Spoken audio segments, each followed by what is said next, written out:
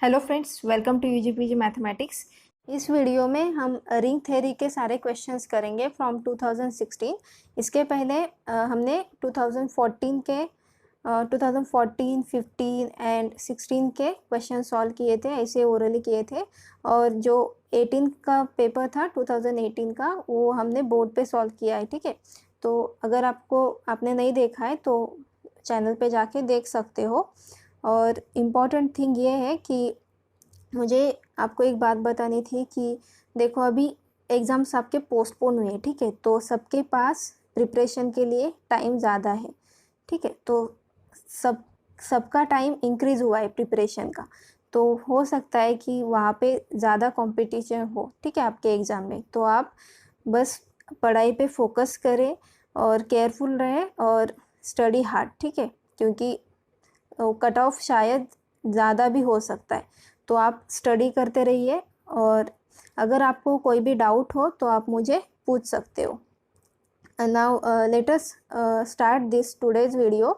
तो the first question, this is from ring theory, which of the following is false. तो false statement कौन सा है? The first option is every PID is principal ideal domain, means in short PID is Euclidean domain.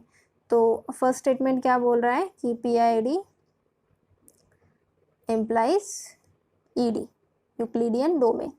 ठीक है, now I will just tell you a shortcut to remember all this. So whenever you have such kind of question, आप बस इतना याद रखो कि ये implication है, every Euclidean domain is a PID, principal ideal domain, and every PID is UFD, unique factorization domain. ठीक है, तो ED implies PID implies UFD, तो इतना याद रखो। अभी देखो ये and converse does not hold, क्योंकि एक काउंटर एग्जाम्पल है हमारे पास, लेकिन आप बस इतना याद रखो कि ED implies PID then implies UFD।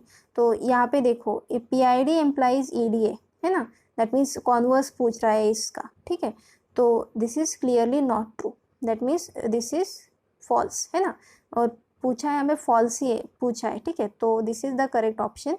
But let us look at the second, every Euclidean domain is PID। ठीक है, तो दिस इज ट्रू है ना, यूक्लिडियन डोमेन तो PID है ही। Then every Euclidean domain is UFD। यहाँ पे देखो Euclidean domain is PID and PID is UFD, that means ED implies UFD। ठीक है, तो this is also true, this is also true। and now look at the last option, for any field F, Fx is Euclidean domain। तो this is also true because देखो, अगर आपने कोई भी ये फील्ड लिया तो उसके ऊपर यूक्लिडियन डोमेन मतलब वहाँ पे एक यूक्लिडियन फंक्शन होता है, Euclidean function which satisfies some properties है ना, यूक्लिडियन फंक्शन के कुछ प्रॉपर्टीज़ है। लेकिन आप बस इतना याद रखो, वो यूक्लिडियन फंक्शन यहाँ पे अगर आपके पास कोई भी f पॉलिनोमियल है fx, तो वो यूक्लिडियन फंक्शन में डिग्री fx लेकर के यूक्लिडियन फंक्शन सेटिस्फाई करता है वो सारे प्रॉपर्टीज़। तो every if you have this field f, then fx is Euclidean domain. ठीक है, ये याद रखो, ये जो f है ना, ये फील्ड होना चाहिए, बट वो नेसेसरी है। तो this is also true, right. So the false option was this one, so first option is the correct one. Now let us solve the next question.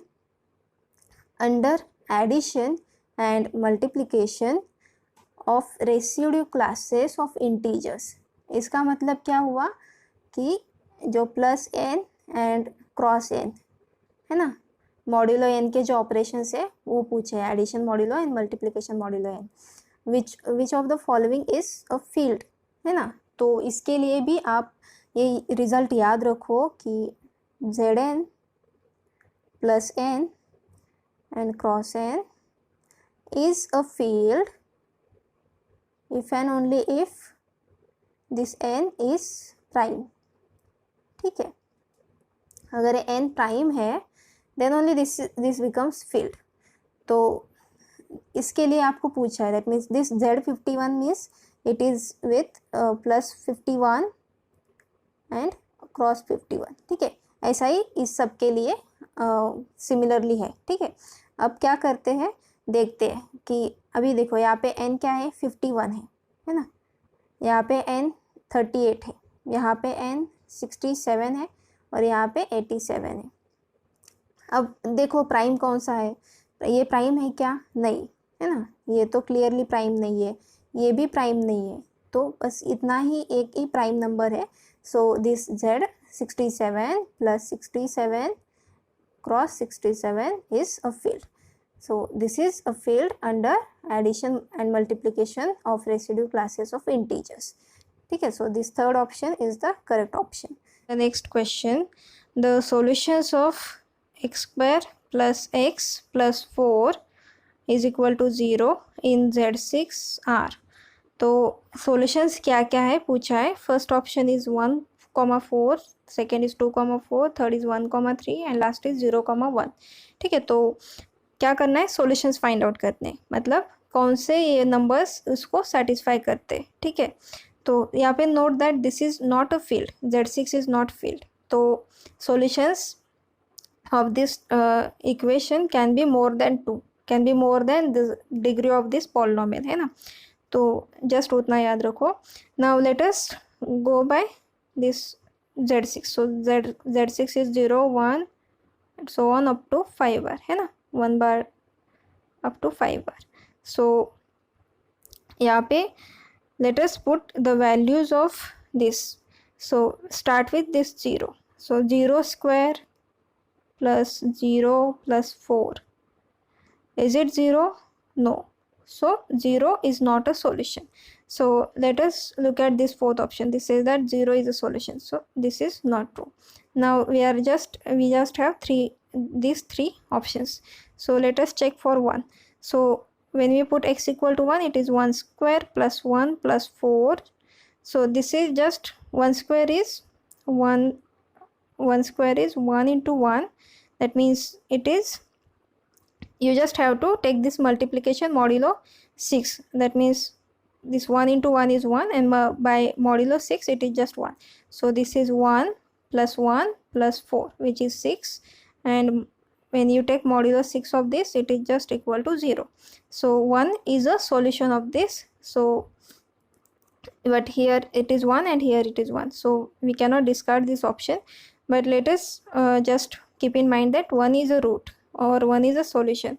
Now check for 2. So 2 square plus 2 plus 4. Now look at this, this is 4, 2 square means 2 dot 2. This is multiplication modulo 6. We are in Z6. So this is just equal to 4. When you take modulo 6, this is just 4. Now 4 plus 2. This is our 4 plus 2. This is clearly 0 and add 4, it is 4. So this is clearly not 0. So 2 is not a solution. But this second option contains 2. So this is not true. है ना? तो second and fourth is wrong. Now let us check for 3 and 4. So now let us take 3. So 3 square plus 3 plus 4, है ना? So this is just equal to 9 plus 3 plus 4. Now when you take modulo 6, it is 3. So 3 plus 3 is again 6, which is modulo 6 is 0, and this is equal to 4. So clearly this is not 0, है ना? तो 3 is not a solution for this. So this is also wrong. So this must be correct. You can verify that this 4 square plus 4 plus 4 is equal to 0 in Z6. So this first option is the correct option. Now let us solve the next question. Which of the following is not a subring of the ring R, comma plus, comma dot? This R is a set of all real numbers, so with our usual addition and multiplication. So let us look at the first option. I suffix a is set of all x which are in R such that ax is equal to 0, where this a is fixed element of R. तो कोई भी fixed a पहले करो और उसके बाद all such x such that ax is equal to 0. तो clearly अगर आपने this is a subring test के लिए पहले क्या करते हैं, कि this it must be closed under minus and dot. तो यहाँ पे देखो कि अगर आपने x and y, you take xy belongs to this IA, then this will imply ax is equal to 0 and also ay is equal to 0, है ना. तो then a into x minus y is equal to ax minus ay, which is equal to, because it is distributive, right? So this ax is equal to 0 and ay is equal to 0, both are 0, and hence this is 0. So this gives us this xy, x minus y belongs to I suffix a. Whenever xy are in I suffix a, this x minus y is in I suffix a. So this is closed under minus or negation sign. Now let us check that this is this IA is closed under dot. So for dot, you take any xy belongs to IA and check that xy is in IA. So for this we must have a xy is equal to 0. बस ये check करना है. तो this is we have to check. So for this you just note that we can write this axy as, just change this bracket, right? Because it is associative, we can just change this bracket.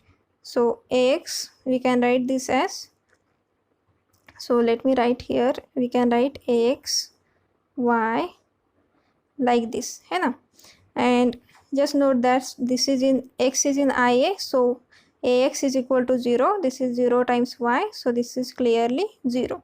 So this gives us this xy belongs to IA, है ना. So this implies this IA is closed under dot. So this IA is closed under minus and dot, and hence this IA is a subring. ठीक है, तो not subring के लिए पूछा है. So let us go for second option. Now second option says that intersection of a class of subrings of R. तो पहले note करो, अगर आपके पास एक रिंग है से आर, देन उसका आप कोई भी कलेक्शन लो सबरिंग्स का. ठीक है, तो take any collection of subrings, then you take the intersection of all दो subrings, this say S, where this S is a subring of R,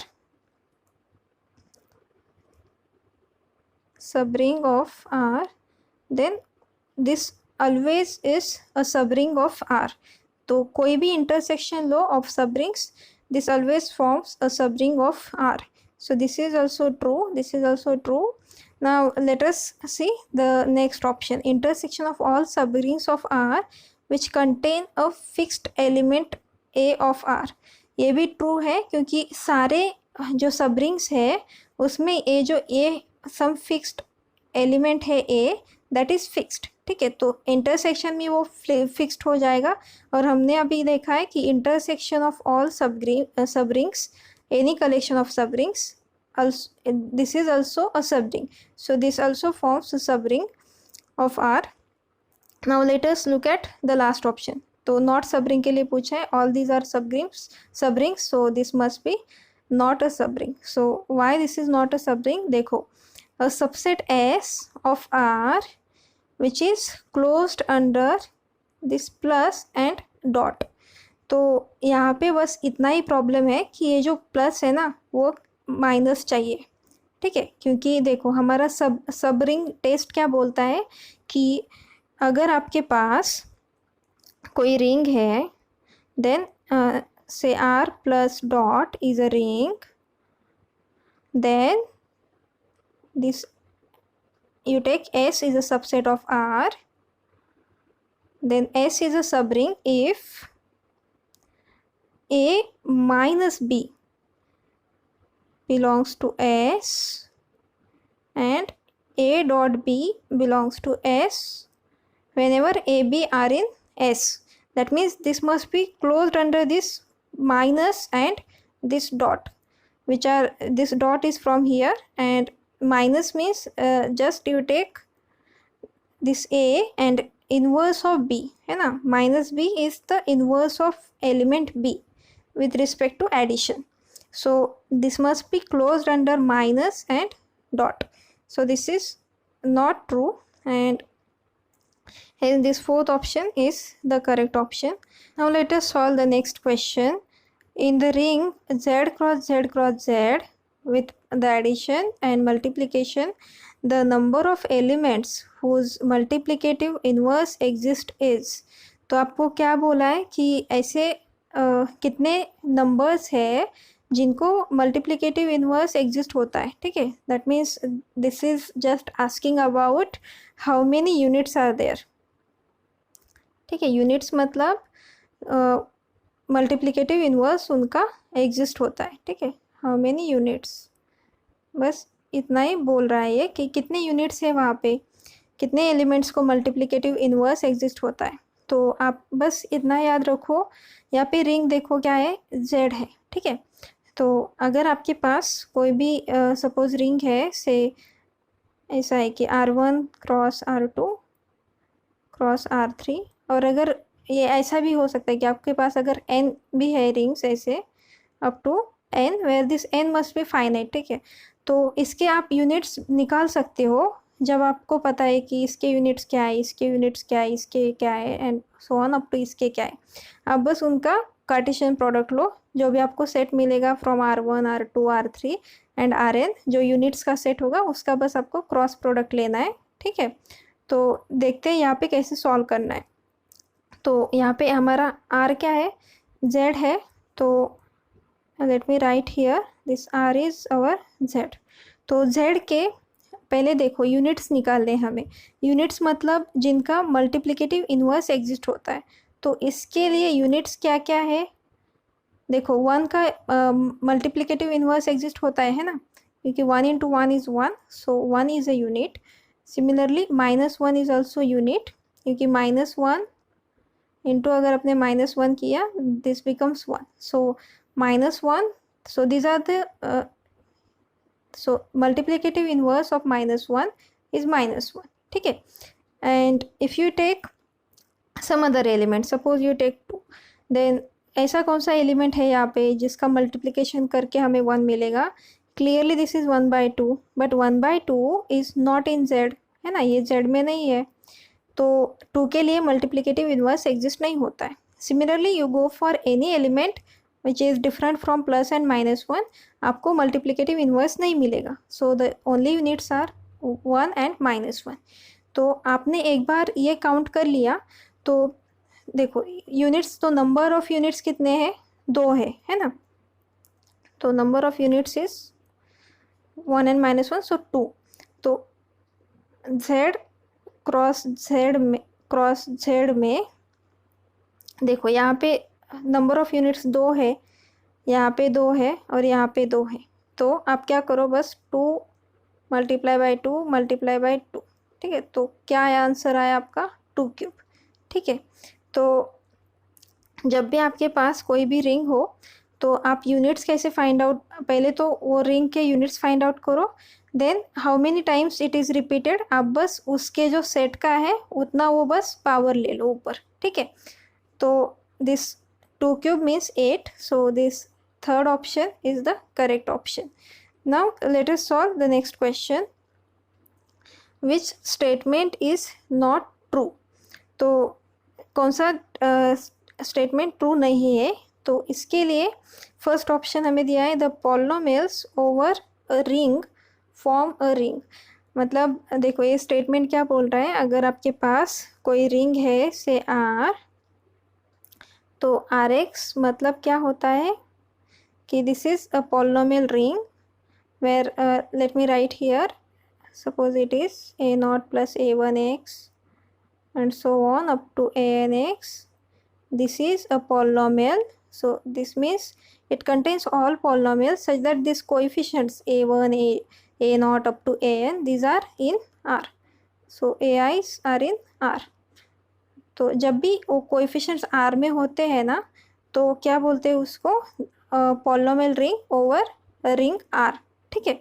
तो दिस स्टेटमेंट सेज दैट कि व्हेनेवर यू हैव रिंग, तो क्या वो polynomial ring आपने अगर form की R से Rx तक गए, तो क्या ये रिंग होता है क्या? ठीक है, तो यस दिस इज ट्रू, क्योंकि जब भी आपके पास रिंग है तो उसका अगर पॉलिनोमियल रिंग लिया Rx, then this becomes a ring. तो this is a true statement. Now let us go for the next option. So next option says that the polynomials over an integral domain form an integral domain. तो इसका मतलब भी same ही है. अगर आपके पास कोई integral domain है, let us call it D, तो अगर आपने पॉलिनोमियल लिया उसके ऊपर सारे polynomials, so call it dx, तो ये इंटीग्रल डोमेन होता है क्या?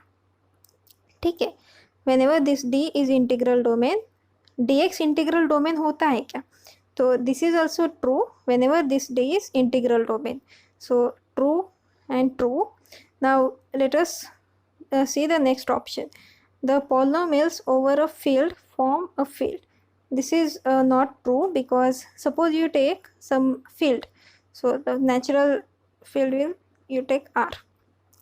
ठीक है, अभी पॉलिनोमियल रिंग लो R के ऊपर, I will call this Rx, हमारा जो field of all real numbers. ठीक है, तो अब देखो कि वो जो Rx है, polynomials over a field, this Rx way this field R is a field. ठीक है, तो ये जो हमने अभी ये पॉलिनोमियल रिंग बनाई है वो फील्ड है क्या? है ना, ये बस क्वेश्चन है कि ये फील्ड है क्या? तो ऑब्वियसली नॉट, क्योंकि अगर आपने यहाँ से एक पॉलिनोमियल ली, सपोज आई टेक x. ठीक है, x is a polynomial of degree 1 और इसका कोएफिशिएंट क्या है? 1 है, which is clearly this 1 belongs to real numbers, है ना. तो this is a polynomial in Rx और पॉलिनोमियल ओवर R. तो इसका इनवर्स फाइंड आउट करना है. इसका इनवर्स मतलब I must multiply this by some element, some polynomial, such that I will get identity. Identity इसका 1 होता है, the constant polynomial 1.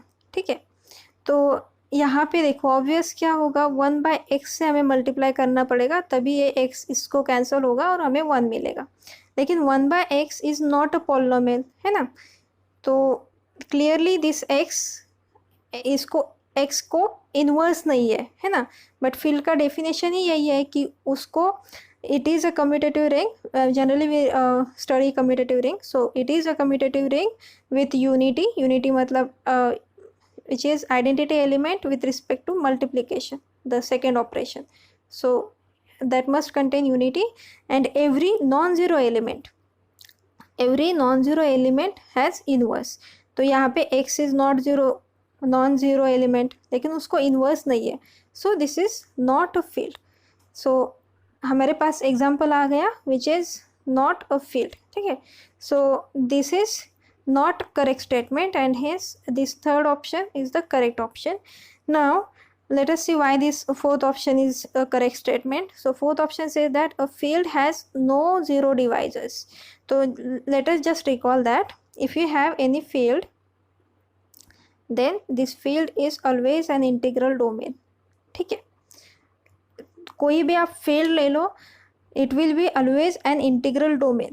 ठीक है, तो अगर देखो अगर फील्ड में जीरो डिवाइजर्स है, यहाँ पे क्या बोला है कि नो जीरो डिवाइजर्स, अगर हमने उसको कॉन्ट्राडिक्शन से अज्यूम कर लिया, suppose it has zero divisors, तो जीरो डिवाइजर हो गया मतलब ये तो इंटीग्रल डोमेन नहीं रहेगा ना, है ना, क्योंकि इंटीग्रल डोमेन का डेफिनेशन क्या है, commutative ring with unity such that it has no zero divisors, है ना.